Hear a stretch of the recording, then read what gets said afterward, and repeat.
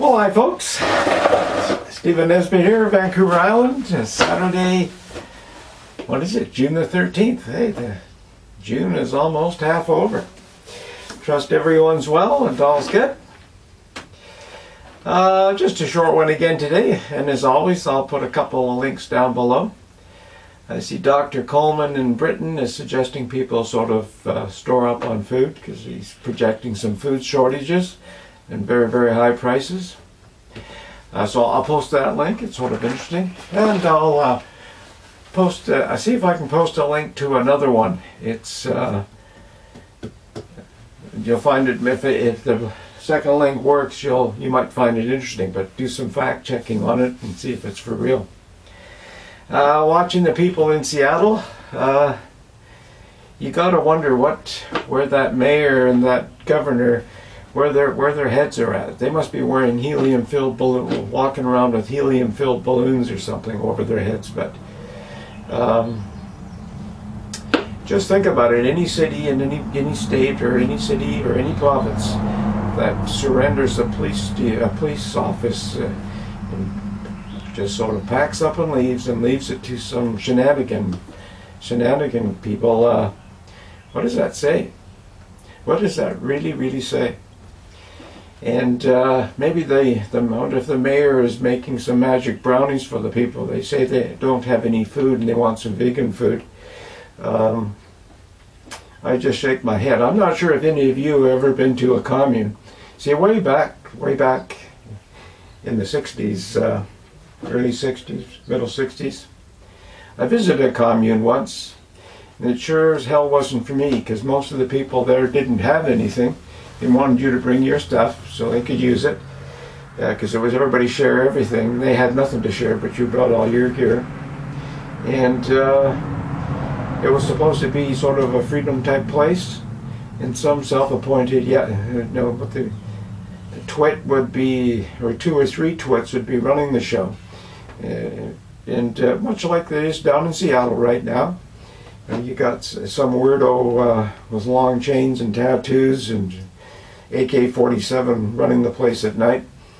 And so people figure, hey, this is going to be fun, freedom, and kumbaya time. But I see they're planting gardens and everything out there on the sidewalks and in pots and whatever.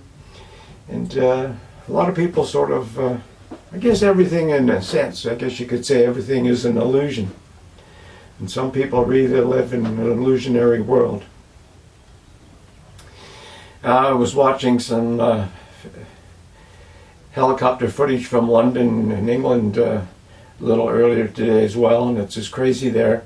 They got Winston Churchill's statue in a box. They've sort of boxed it up because people keep defacing it. And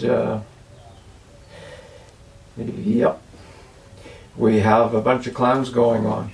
And I think there's more to it than that. You know, I talked to a young lady today who was talking about white privilege and systemic racism, and so I asked her what she meant by systemic, and she didn't really know what systemic really meant. And this lady is sort of educated as well, but she was stumbling with the systemic. What is systemic? And I said, you know, it's easy to sort of use buzzwords you're getting off your television stations. They're trying to sort of propagate this. Or you listen to our Prime Minister, he uses that word all the time as he comes out of his bedroom, systemic racism. And are you using that as in such like in a medical term? You know? So how are you using that word? And what do you mean by it? It's like sustainable development. What do you mean by that? Explain yourself. And people can't explain what they mean by that. They're just regurgitating, reciting words like parrots. And the same as Black Lives Matter. What do you mean by that? Do you realize how many black people were shot in the last couple of weeks by blacks and nobody's talking about it? Why aren't they talking about it? You know, it's strange. There's more as you peel this onion back, there's more to it, folks. There's more to it. And many black people agree with that. Many brown people agree with that. People of all races agree that there's something more than meets the eye here. And if we're not careful, If we pander to these idiots, then it's difficult, because if the mayor and the governor are twits, what the hell do you do? I mean, when you get the police to stand down, you get judges ordering this and that. There's something more here to it. And of course, on the surface, we know that these are democratic states and they're trying to win an election. And who in their right mind is going to vote for clowns like that? Black lives never matter except in election time for them. And it's interesting, a black friend of mine, and I don't like using that word because he's just a friend of mine, but just so you can differentiate, it's not some white dude telling you this. And he said, Stephen, you got to understand that these people aren't educated. He says, what do you mean they're not educated? He said, well, you research it. You go look it up. He said, but in a lot of black states that want to, I call them black, democratic states that have democratic elected bodies, they don't have great education. I said, what do you mean? So I did some research. And in some states, democratic states, think of this, and you can research this yourself, don't just go by what I'm saying. Out of 39 high schools, less than 1% in this particular survey, less than 1% of the students were proficient at math. Less than 4% could read and understand what they read. And I thought, wow, how does that happen? How does that happen?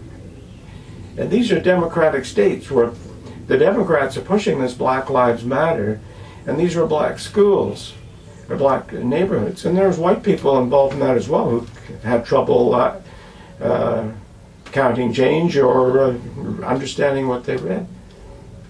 So if you have that kind of an education, mind you, the person I was talking to this morning, and we had a discussion on systemic, that's highly Canadian educated. But in Canada the same way, education doesn't get you to think. They tell you what to think. And you get stuck in that parameter, and you really can think deeply in that, but you can't get out of that box to think critically. It's sort of sad in a way, totally sad. And again, you know, what do you do? It's happening around the world. And I think eventually, like some people say, we'll just leave the guys in Seattle, and everything will be okay. The police chief out of Seattle was saying that in that area, their crime rate was up 300% in the last short while.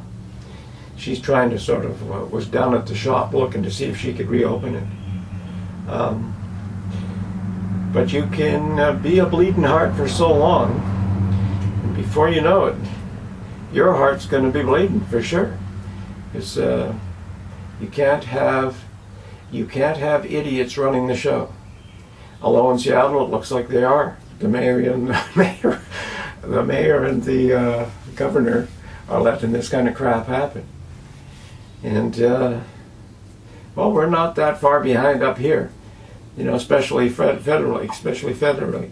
We look at our federal government, and it's too dangerous to go to work with the virus. But it's not too dangerous to go on a parade, go on a protest and kneel down in the midst of a lot of people, and no problem there. But if we have to go to work, we could get sick. Anyway, enough helping for today. The sun is broken really nicely here, so I'm just going to go out and get some sun. Trust you are too. Take care. Bye for now, and see you tomorrow.